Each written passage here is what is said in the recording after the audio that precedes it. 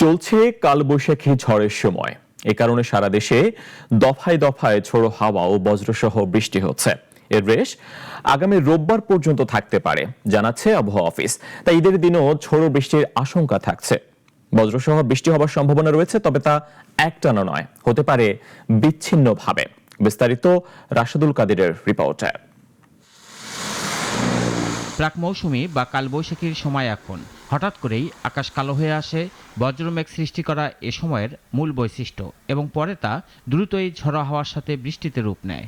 তবে এ ধরনের ঝড়ো হাওয়া সহ বজ্রবৃষ্টি হঠাৎ করে আসে, আবার চলেও যায় দ্রুত।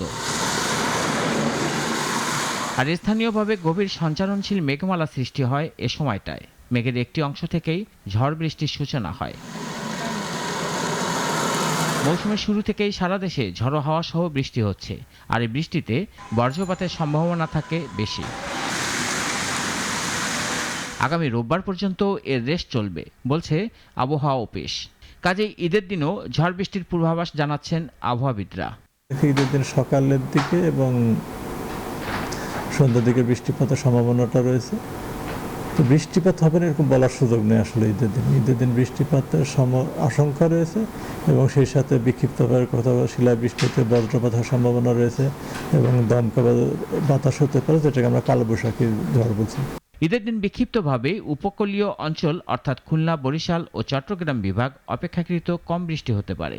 তবে অন্য বিভাগগুলোর কিছু জায়গায় বিক্ষিপ্তভাবে বৃষ্টি হতে পারে, সঙ্গে ঝড়ো হাওয়া থাকতে পারে বলেও জানান এই আবহাওয়াবিদ।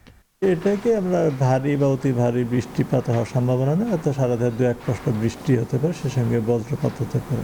তবে এ সময়ের ঝড়ো হাওয়া সহ বৃষ্টির বৈশিষ্ট্য অনুযায়ী কোথাও দীর্ঘ সময় ধরে বৃষ্টির সম্ভাবনা কম, আবার বড় এলাকা জুড়ে বৃষ্টি নাও হতে পারে।